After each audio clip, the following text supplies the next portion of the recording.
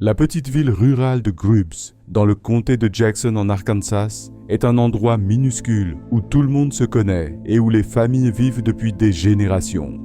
Avec un peu plus de 300 habitants, l'atmosphère y est chaleureuse et profondément communautaire, presque protectrice. C'est là que vivait Sydney Sutherland, âgée de 25 ans, benjamine de Maggie et Dion, et dernière d'une fratrie de 3 enfants.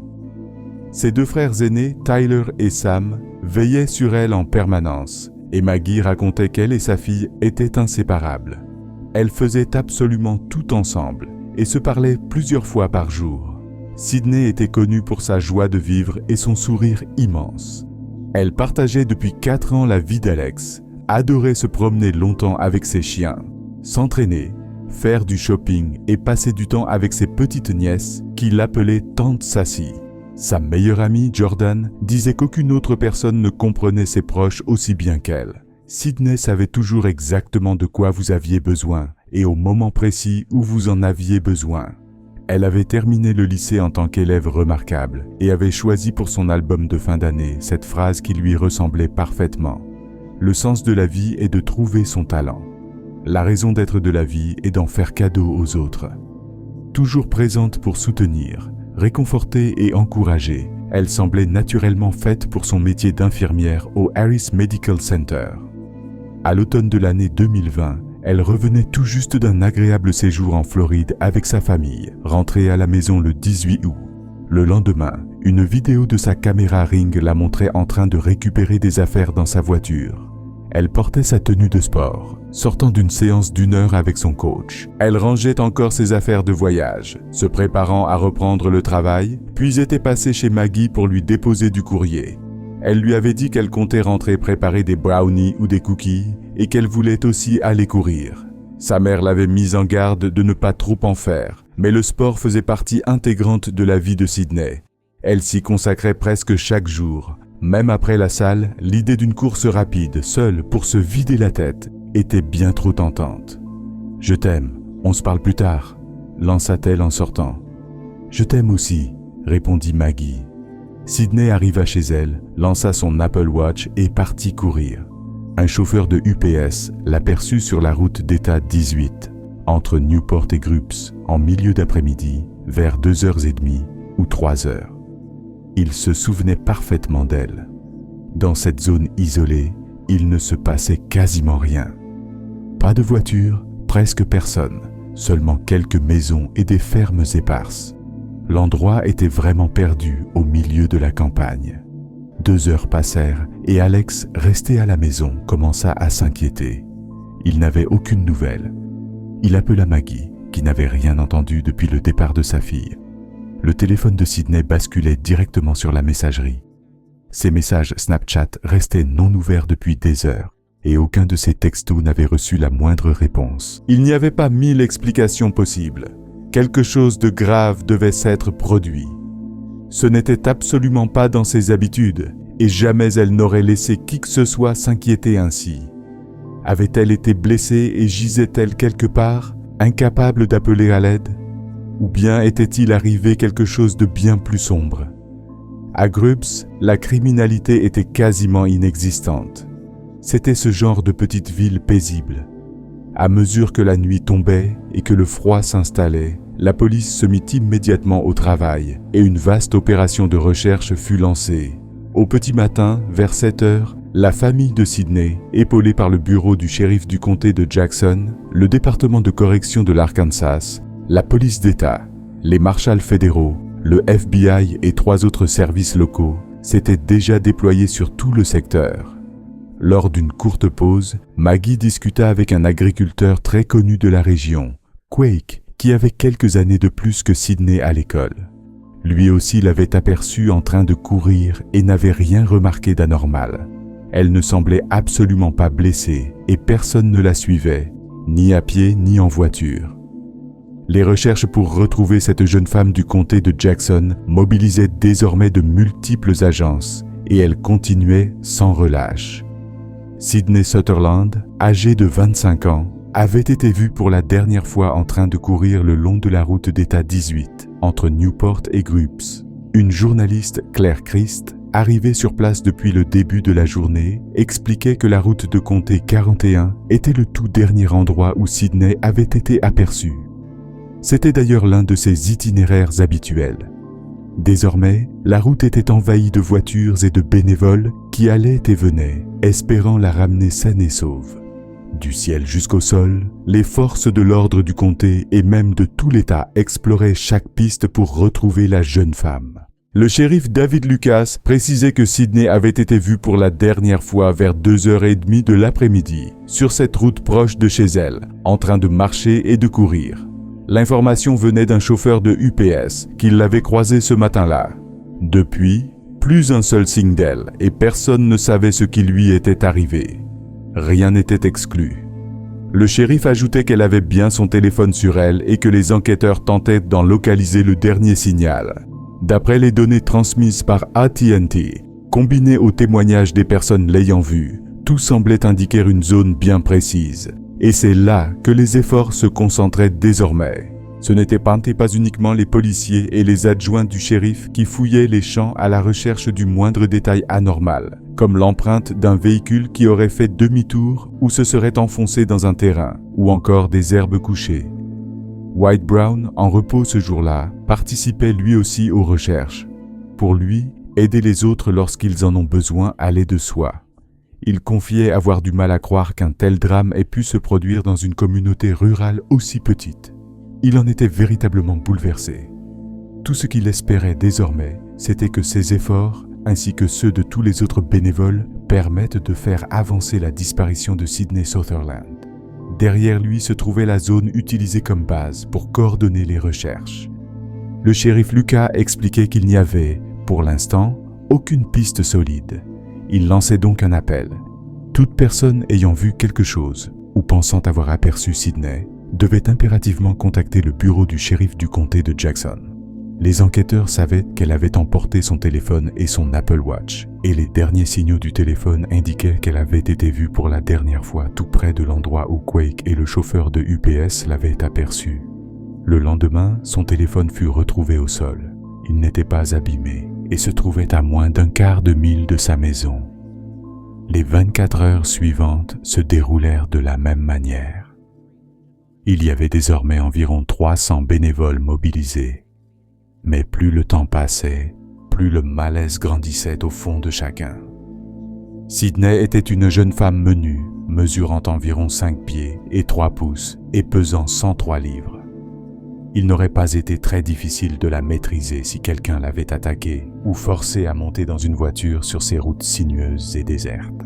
Maggie, qui parcourait les chemins à genoux, finit par trouver, presque par miracle, une petite perle blanche. Elle reconnut aussitôt qu'elle venait du bracelet de sa fille. Ceux qui ne participèrent pas aux recherches organisaient des veillées. La disparition de Sidney avait littéralement figé la ville entière. Le vendredi 21 août, les recherches reprirent dès l'aube et la police annonça travailler sur plusieurs pistes. Quelques heures plus tard, une nouvelle tomba. Un suspect avait été placé en garde à vue dans l'affaire de la joggeuse disparue dans le comté de Jackson. Le shérif confirma l'arrestation d'un individu lié à la disparition, sans en révéler l'identité dans l'immédiat. La personne fut transférée à la prison du comté de Jackson. Dans l'après-midi, cette enquête pour disparition bascula vers quelque chose de bien plus grave. Le soir même, une terrible nouvelle fut annoncée. Le corps de Sidney Sutherland, âgé de 25 ans, avait été retrouvé. Il avait été enterré dans une fosse peu profonde, dans un champ proche de la zone où tout le monde la cherchait depuis 2 jours. Le médecin légiste conclut que sa mort était due à de multiples coups portés violemment. Le shérif David Lucas déclara que cette affaire et le fait de découvrir Sidney sans vie l'avaient profondément marqué, bien plus que n'importe quel autre dossier de sa carrière. Il expliqua que cette affaire le touchait personnellement. Il connaissait bien la famille. Il connaissait Sidney. Il l'avait vue grandir. Elle était allée à l'école avec ses propres filles. Pour lui, tout tournait autour de Sidney. Se souvenir d'elle, honorer la lumière qui s'était éteinte. Une chose caractéristique de cette communauté, c'est que lorsqu'un drame survient, tout le monde se mobilise sans hésiter. Et pourtant, cela ne faisait que quelques jours. Quelques jours seulement depuis que Sydney Sutherland était partie courir sans jamais rentrer chez elle. En quelques jours, toute une communauté s'était retrouvée privée de la jeune femme que beaucoup considéraient comme une amie. Mais plutôt que de s'attarder sur la manière dont elle avait quitté ce monde, tous préféraient se concentrer sur ce qu'elle avait laissé derrière elle. Elle n'avait jamais eu besoin d'être remarquée, ni de se mettre en avant. Elle n'avait pas besoin qu'on applaude ce qu'elle faisait. Elle agissait simplement, discrètement. Elle était pétillante, pleine d'énergie, espiègle, aimante, attentionnée, compatissante. De bougie en bougie, de souvenir en souvenir, chacun affirmait que ce soir-là, Sydney Sutherland avait été honorée, qu'elle se réjouissait avec eux et qu'elle était désormais dans un endroit meilleur. 2 jours plus tard, les enquêteurs annoncèrent l'identité de leur suspect. Il s'agissait de Kwak-Len, âgé de 28 ans, le même homme qui avait assuré à Maggie qu'il l'avait vu courir. Il avait participé au groupe sur Facebook, pris part aux recherches et même réconforté la famille, allant jusqu'à étreindre Maggie. Elle s'était approchée de lui en demandant « Q, peux-tu me dire quelque chose? Que faisait Sydney? As-tu remarqué quelque chose d'étrange? As-tu croisé quelqu'un de suspect ?» Il avait simplement répondu « Non, elle courait, c'est tout. » Elle avait insisté « Tu n'as vraiment rien à me dire ?» Non, elle courait. Puis il lui avait glissé une petite accolade. On lui demanda ce qu'elle avait ressenti à cet instant. Elle répondit que quelque chose sonnait faux. En retournant vers le groupe, elle avait dit « Il y a quelque chose qui cloche ». Elle se souvenait très bien que ce sentiment étrange ne l'avait plus quittée. Quake était un agriculteur local, marié, issu de la 3e génération et beau-père de 3 enfants. Il gérait environ 6000 acres de terre et beaucoup de gens le connaissaient, y compris la famille de Sydney. Sa famille avait d'ailleurs été nommée famille agricole de l'année du comté de Jackson en 2016, ce qui les rendait assez connus dans la région. Les autorités confirmèrent que Sydney et Quake se connaissaient. Ils avaient été amis sur Facebook, même si l'on ignorait l'ampleur réelle de leur relation.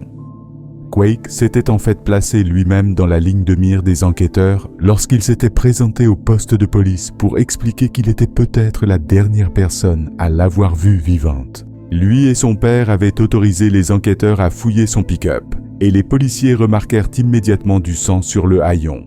En analysant les données de son téléphone, ils purent situer Quake très près de l'endroit où le téléphone de Sydney avait été retrouvé et son corps se trouvait presque aux limites de sa propriété. Les enquêteurs examinèrent aussi les images de vidéosurveillance de sa maison, qui montraient son départ en pick-up, puis son retour un peu plus tard, avec une bosse sur le véhicule. Quake admit avoir percuté Sydney avec son camion, puis avoir paniqué à l'idée d'avoir des ennuis. Il prétendit l'avoir heurté accidentellement, disant qu'un nuage de poussière l'avait empêché de voir. Il expliqua l'avoir chargé dans son pick-up, avoir roulé un moment avant de lui retirer ses vêtements et, selon ses mots, avoir joué avec elle avant de l'enterrer. Il déclara aux enquêteurs qu'il avait mis les vêtements qu'il portait au moment du meurtre dans un panier à linge chez sa mère. Lors de la fouille, les policiers saisirent notamment un t-shirt noir portant des cheveux blonds, ainsi qu'un short noir et rose. Une mise à jour fut ensuite annoncée concernant l'affaire du meurtre de Sydney Sutherland. Quake Lou Ellen, âgé de 28 ans, avait été formellement inculpé de meurtre capital, viol et enlèvement. Les 2 derniers chefs d'accusation venaient d'être ajoutés. Les autorités confirmaient désormais qu'il ne s'était pas contenté de tuer Sydney, mais qu'il l'avait aussi enlevé et agressé le mercredi précédent. Mais Llewellyn n'avait pas encore formulé de plaidoyer. La chaîne TB11 annonçait poursuivre la couverture de l'affaire. Quake fut donc inculpé de meurtre capital, viol, enlèvement et atteinte à un cadavre. Il plaida non coupable et fut rapidement jugé apte à comparaître. S'il était reconnu coupable, il risquait la peine de mort. Son épouse demanda le divorce et la police confirma qu'elle n'avait absolument rien à voir avec ce qui était arrivé à Sydney et qu'elle ignorait totalement de quoi son mari était capable. Une source ayant souhaité rester anonyme affirma que Kwak-Len avait toujours été quelqu'un dont il fallait se méfier.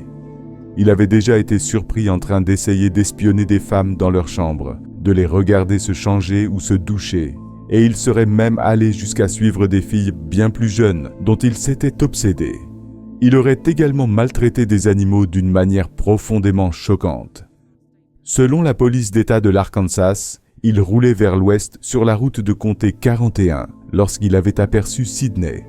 Il aurait fait brusquement demi-tour, l'aurait percuté volontairement, enlevé, placé à l'arrière de son pick-up, puis aurait roulé avant de l'agresser et de l'enterrer. Aux funérailles de Sidney, une foule immense s'était rassemblée pour lui dire adieu et soutenir sa famille. La diffusion était en direct pour que tout le monde puisse y assister. Quake a toujours soutenu qu'il ne l'avait pas renversé intentionnellement, mais c'était sa parole contre celle des procureurs et de la police concernant ce qui s'était réellement passé cet après-midi-là. Il a parlé à un psychologue chargé d'évaluer sa santé mentale et de déterminer s'il était apte à être jugé. Il lui aurait confié avoir simplement essayé d'oublier le meurtre en reprenant sa routine, allant travailler comme si de rien n'était. Vers 15 heures, il aurait également déclaré « Je savais que je ne l'avais pas tué volontairement ». Les procureurs ont discuté d'un accord avec la famille Sutherland, qui l'a accepté. La peine de mort serait retirée et les charges d'enlèvement ainsi que d'atteinte à un cadavre seraient abandonnées. La famille voulait la justice, mais surtout éviter un long processus synonyme de traumatisme supplémentaire. Amy Loveven, la mère du petit ami de Sidney, a déclaré « J'espère vraiment qu'ils ne demanderont pas la peine de mort. Je préfère qu'il soit envoyé en détention générale et qu'il y passe sa vie. Que les autres détenus s'occupent de lui. Mon mari dit que la peine de mort serait une sortie trop facile. Je le déteste. Je sais que c'est un mot très fort. Je n'ai jamais haï personne de toute ma vie. Un jour, je laisserai peut-être ce sentiment partir, pour ma propre paix. Tant que je ressens cela, le mal gagne et je ne laisserai pas le mal me consumer. Je ne pardonnerai jamais. Je n'oublierai jamais. Mais pour mon propre bien, je devrais laisser cette partie-là s'atténuer. » Dans le cadre du plaidoyer, Quake a reconnu devant la cour le viol et le meurtre aggravé. Maggie, la mère de Sidney, a fait une déclaration et lui a demandé de la regarder droit dans les yeux pendant qu'elle parlait. « Elle n'était pas à toi. Les mains avec lesquelles tu m'as enlacé sont les mêmes avec lesquelles tu l'as tuée. » La vraie justice pour Sidney, ma fille, serait qu'elle soit encore ici. Ce que tu nous as enlevé il y a 408 jours, nous ne le retrouverons jamais. S'est-elle débattue? A-t-elle pleuré? A-t-elle appelé ses frères? Est-ce que ça en valait réellement la peine? Je trouve un certain apaisement en sachant qu'à partir d'aujourd'hui, tu ne seras plus qu'un numéro, sans nom. Il a été condamné à la prison à vie sans possibilité de libération conditionnelle. A-t-il eu un dernier mot? Des regrets? Aujourd'hui, un juge a validé l'accord de plaidoyer qui enverra l'homme accusé d'avoir tué cette femme du comté de Jackson en prison pour le reste de sa vie. Aujourd'hui, nous avons attendu 408 jours pour que Quake Lulian soit enfin tenu responsable du meurtre insensé de ma fille. Maggie Sutherland dit qu'elle n'aura plus jamais à craindre Quake Llewellyn, grâce à un accord conclu pour lui éviter la peine de mort. Vendredi, Llewellyn a plaidé coupable de meurtre aggravé et de viol, écopant d'une peine de prison à vie sans possibilité de libération conditionnelle. Vers 17h14, son équipe de défense m'a expliqué que la peine capitale aurait très probablement été envisagée si l'affaire était allée au procès. La famille de Sidney a choisi la prison à vie. C'était ce qu'il fallait et je pense que c'est toujours la meilleure solution, a dit l'un des avocats.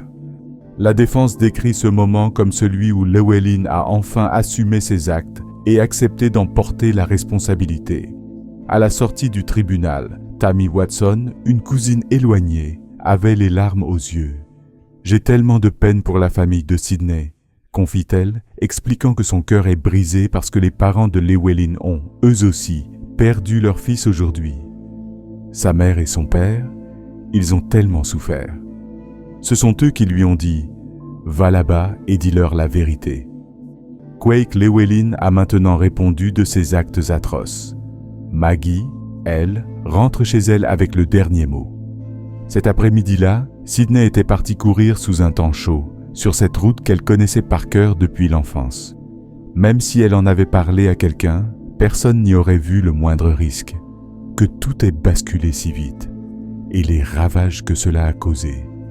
Aujourd'hui encore, des courses et des événements sont organisés en son honneur, presque toujours dans sa couleur préférée, le rose. L'une d'elles s'appelle Finish Sydney's Run et a lieu chaque année. On court pour Sydney Sutherland et pour ne pas l'oublier. Je me répétais toujours dans ma tête. Sydney n'a pas pu finir sa course, raconte une amie. Danielle Wright, qui a grandi avec la famille Sutherland, dit qu'elle veut aller encore plus loin pour rendre hommage à cette infirmière passionnée par bien plus que la course. C'est tout l'esprit d'un défi lancé sur les réseaux sociaux. Finish Sydney's Run, parcourir la distance et inviter d'autres personnes à travers l'État à en faire autant. Ça ne doit pas se terminer ici, avec la course qu'elle n'a pas pu finir. Nous pouvons continuer à faire ce que Sydney aimait faire. Wright pense à elle à chaque foulée des 8,19 miles. Son ami n'est jamais rentré de sa sortie ce jour-là. Son esprit nous accompagne à chaque course, à chaque partage sur Facebook. Son histoire se raconte et les gens veulent savoir. Qui était Sydney? Vers 19h23, Wright explique qu'elle espère que d'autres se mettront à courir, eux aussi, en essayant chaque jour de devenir un peu plus comme Sydney Sutherland. Le pont situé à la jonction de la route 67 et de la route 167, près du chemin 41 où elle courait, porte désormais son nom. Sydney Sutherland Memorial Overpass, et la petite perle que Maggie avait trouvée au sol pendant les recherches, est aujourd'hui fixée à un bracelet qu'elle porte au poignet. La famille Sutherland travaille également à la création d'une fondation en mémoire de Sydney, et une bourse d'études existe maintenant pour les futurs étudiants de l'Université d'État de l'Arkansas qui se destinent au domaine médical. On sent encore sa présence dans cette petite ville, comme autrefois, simplement d'une manière très différente. Sa friend Mélanie dit que la vie de Sydney était magnifique, qu'elle incarnait sans doute ce que tout être humain aimerait pouvoir être. Merci à tous d'avoir regardé cette vidéo. Si vous souhaitez soutenir notre chaîne et nous aider à continuer à produire du contenu, nous avons un Patreon qui propose de nombreux avantages, épisodes exclusifs, coulisses et un accès anticipé sans publicité.